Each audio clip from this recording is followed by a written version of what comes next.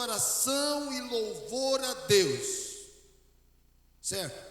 Isso não acontece só aqui, não deve acontecer só aqui na casa de Deus. Isso tem que fazer parte da nossa natureza espiritual. Crente espiritual tem o prazer na oração e no louvor a Deus.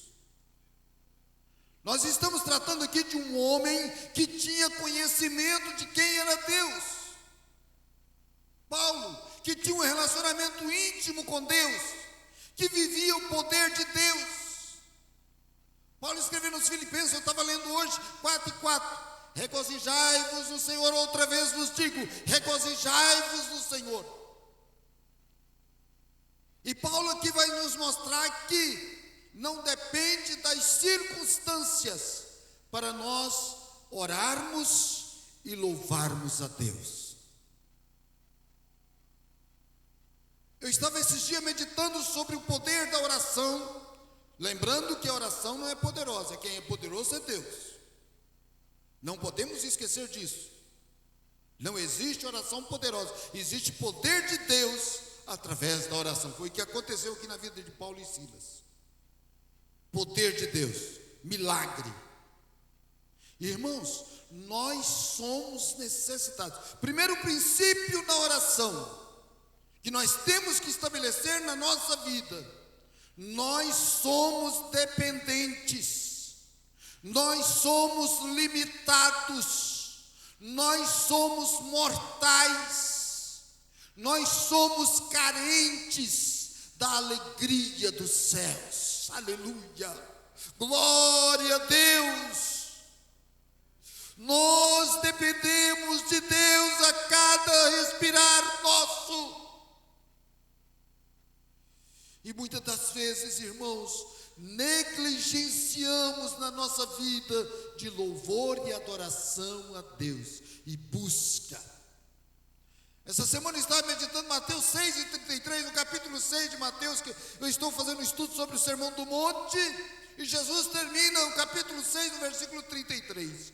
Buscai primeiro o reino de Deus e a sua justiça, e estas demais coisas vos serão acrescentadas. Qual tem sido a oração do irmão Pedrinho? Como tem sido? Qual é a minha preocupação? Qual tem sido a minha busca? É Deus. Bem-aventurados que têm fome e sede de justiça, porque eles serão fartos. Pedrinho, você está sentindo sede e fome de Deus? Aleluia! Oração nada mais é, irmão, do que fome e sede de Deus, do Senhor Jesus. Porque ele disse à mulher samaritana: ah, mulher, se tu souberas com quem que você está falando e o que eu tenho para você, você pediria e eu daria para você água viva que salte desta vida para a vida eterna. Sede desta água. Jesus disse: eu sou o pão vivo que desceu do céu. Aleluia, glória a Deus. Ele é o meu alimento, irmãos. Agora tem uma coisa muito importante na vida de oração de cada um de nós. Deus não depende de nós. Nós temos que ser conscientes disso. Deus não precisa de nós, Ele é suficiente. Ele é todo poderoso. Mas Ele nos ama e Ele ouve a nossa oração. A oração de súplica, a oração de louvor, a oração de busca. Clama a mim e responder-te-ei e anunciar-te-ei coisas grandes e firmes que não sabes. É uma ordem de Deus. Vida de oração do crente é uma ordem de Deus. Irmãos, nós estamos vivendo uma época, essa semana eu estava meditando um pouquinho, estudando um pouquinho sobre a cultura judaica, a cultura do vinho.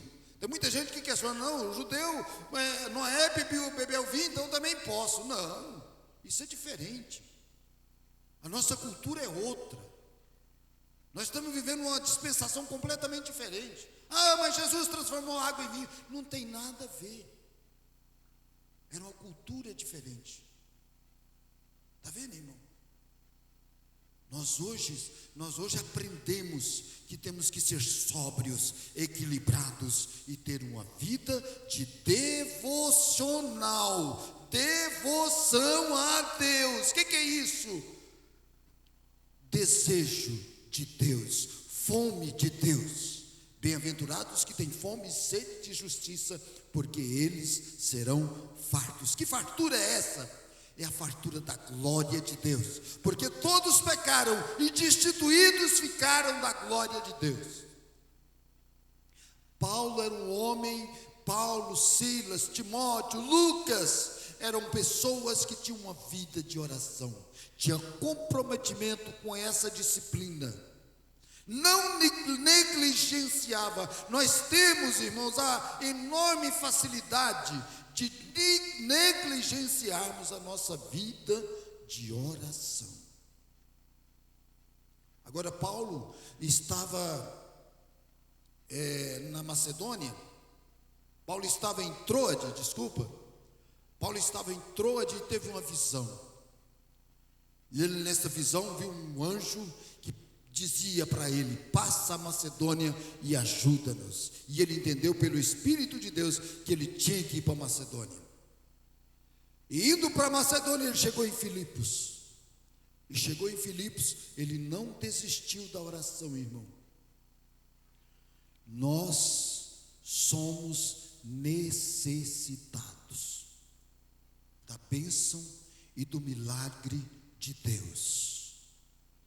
Todo instante, a todo momento. Gosto muito de Romanos 12, medito muito nesse texto, sempre estou meditando, aprendi-o de cor,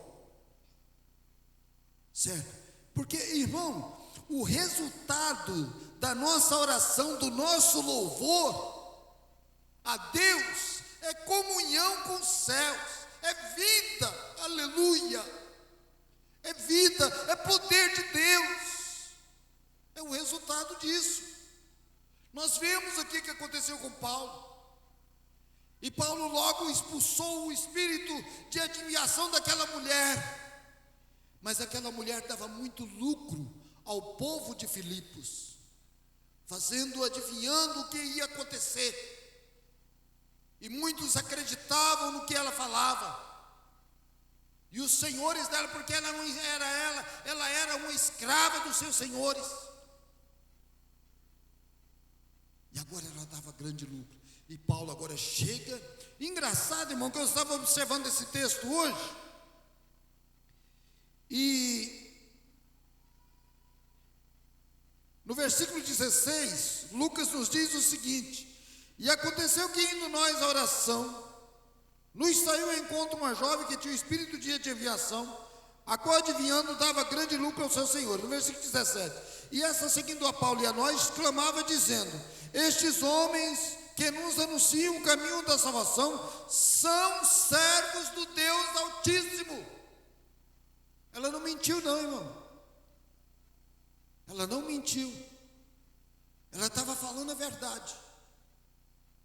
São servos do Deus Altíssimo. Mas estava possessa de demônio. Irmão, nós estamos vivendo uma época que crente tem que conhecer a palavra de Deus. Conhecer. E conhecereis a verdade, e a verdade vos libertará. Crente tem que saber a verdade. Tem que conhecer. Para quê? Para que conhecer a verdade? Para que conhecer a palavra? Para vivê-la. Para não ser enganado. Paulo não foi enganado por essa mulher. Não foi enganado. Ao contrário, ele virou e repreendeu o espírito que estava nela. Por causa disso, esse homem de oração, esse homem que louvava a Deus, esse homem que proclamava o evangelho de Cristo, foi preso. apanhou. Ele e Silas apanharam, né? No versículo aqui de número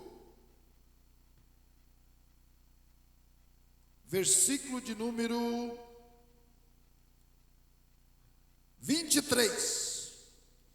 E havendo-lhes dado muitos açoites, os lançaram na prisão, mandando o carcereiro que os guardassem com segurança, o qual, tendo recebido tal ordem, os lançou no cárcere interior e lhes segurou os pés no tronco. Ficou bem preso, irmão. A luta estava... uma coisa importante na vida de oração dos irmãos. Nossa, oração, vida de oração, não é sinal de falta de luta, tá? De falta de aflição. Neste mundo nós temos aflições, temos lutas, temos dificuldades, mas nós temos que manter o padrão de vida de oração. Oração significa submissão. Oh, aleluia! Certa vez eu estava lendo sobre oração e Deus falou comigo: a sua oração tem que moldar o seu caráter espiritual. Tem que ser crente mesmo, tem que crer. Tem que crer. Abra sua Bíblia aí rapidamente, 2 Tessalonicenses, capítulo 1, versículo 3. Olha que coisa maravilhosa. Olha que coisa maravilhosa acontecia com os irmãos de Tessalônica. 2 Tessalonicenses, capítulo 1, versículo 3, Paulo diz a eles o seguinte: sempre devemos, irmãos, dar graças a Deus por vós. O que Paulo fazia nisso? Quando que Paulo dava graças a Deus? Na oração. Na oração. E ele continua dizendo: como é de razão, porque a vossa fé cresce muitíssimo. Que coisa maravilhosa.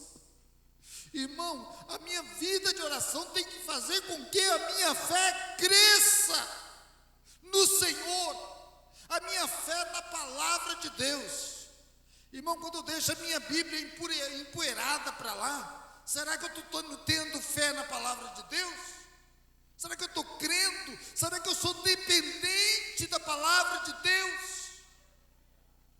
Será que eu estou sentindo a necessidade de alimentar a minha alma com a palavra de Deus?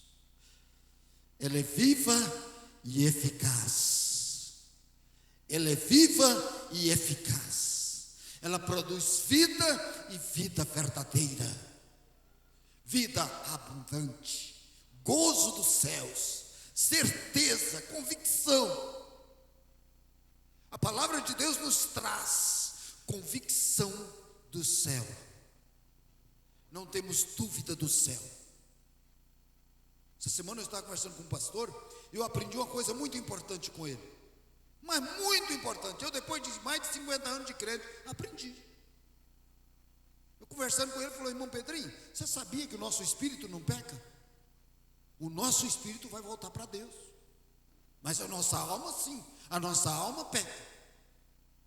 E quando Deus fez o homem lá no jardim do Éden, Ele fez o homem de barro, né?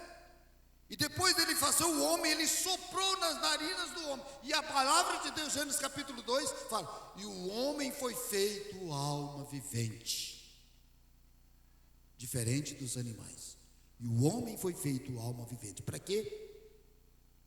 Para adorar, para servir, para louvar a Deus com a sua alma. E eu estava lendo esse texto aqui hoje e vendo o seguinte: os tessalonicenses eram crentes de oração, tinha vida de oração, tinha vida de louvor a Deus. E Paulo fala assim: de maneira que nós mesmos nos gloriamos de vós nas igrejas de Deus, por causa da vossa paciência e fé, e em todas as vossas perseguições e aflições. Certo? Nós temos uma normalidade na nossa vida de fé, que quando nós estamos sendo afligidos por uma doença, ou por um problema familiar, por um problema de financeiro, às vezes nós oramos mais. Certo? É aquilo que acontecia com o povo de Tessalônica. Mas o que Deus quer de nós, irmãos, é uma vida de íntimo relacionamento com o Senhor, a vida de adoração, a vida de louvor. Eu viajo muito, e sempre estou chorando dentro do meu veículo, sempre. Às vezes entro numa rodovia e começo a ouvir um hino, louvar a Deus com um hino, e começo a clamar o Senhor, e começo a meditar na palavra de Deus. E aí quando eu vejo que não estou chorando diante do Senhor, porque é isso que Deus quer de nós.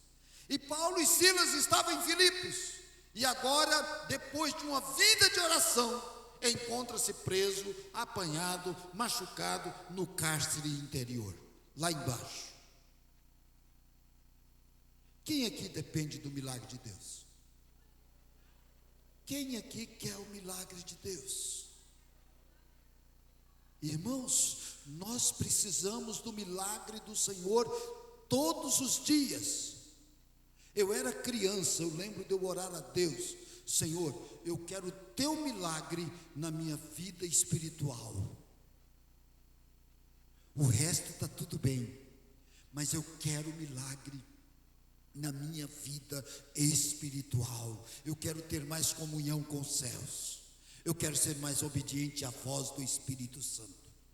Semana passada nós estivemos aqui na escola dominical, e eu estava dizendo aos irmãos: é com o coração, não é com os ouvidos, é com o coração, irmãos, que nós ouvimos a voz do Espírito Santo de Deus. Aleluia! Que coisa maravilhosa, irmão, estar em comunhão com o Espírito Santo de Deus. É o que aconteceu com Paulo e Silas, só que estavam presos. Irmãos, situação difícil. Ninguém aqui quer ser preso, Deus me livre. Mas Paulo e Silas estavam presos. Mas o que eles estavam fazendo lá naquela cadeia, lá naquela prisão? Orando e louvando a Deus. E o mais importante que eu vejo da oração de Paulo e Silas: os demais presos todos ouviram. Lê o texto aí. Os demais presos que estavam naquela prisão ouviam a oração e o louvor de Paulo. Mas de repente veio um terremoto naquele lugar, e todas as prisões foram soltas. Irmão, a quem você está orando? Aleluia! A quem você está louvando? Aleluia! A quem você está adorando? Aleluia! É o Deus Todo-Poderoso, o autor da vida. O autor da vida. Semana passada eu estava estudando a lição, irmã Vânia, e a verdade prática da lição falava assim: que Jesus é o médico dos médicos. Eu falei: não, não, ele é mais do que os médicos, muito mais. Sabe por quê? Porque ele é o autor do oxigênio que eu respiro. Aleluia! Ele é o autor da minha vida, o autor e o consumador. Aleluia! Ele é o autor e o consumador. Ele é o fim. É Ele que me dá vida e é Ele que me tira. O meu dia Ele já marcou. Se Ele não vier me buscar, eu vou partir. Certo, irmão? E Paulo estava ali, Paulo e Silas naquela prisão. De repente, um grande terremoto. O milagre de Deus. Irmão, tenha certeza, não ore duvidando, clame a Deus crendo no poder do Senhor, sentindo a glória de Deus na sua vida, sentindo o poder de Deus na sua vida, confiando, crendo no poder absoluto de Deus. Aleluia. E Ele resolve.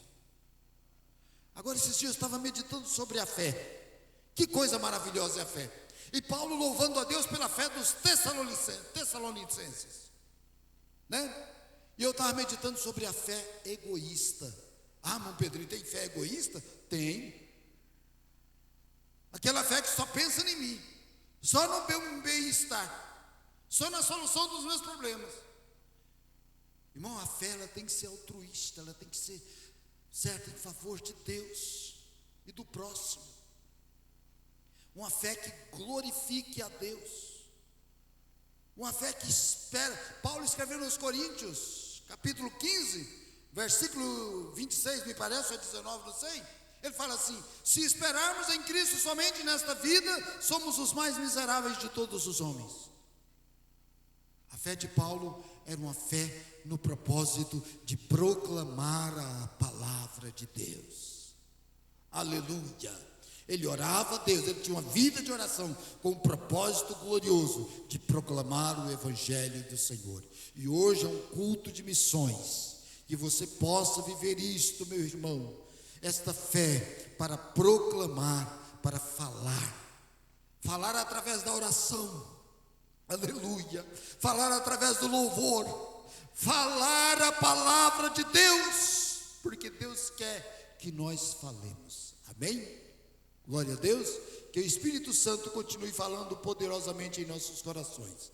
Eu sei muito bem, irmãos, que eu não fui completo, mas eu sei também que o Espírito Santo, com muita amplitude, pode ampliar essas poucas palavras na sua vida. Amém.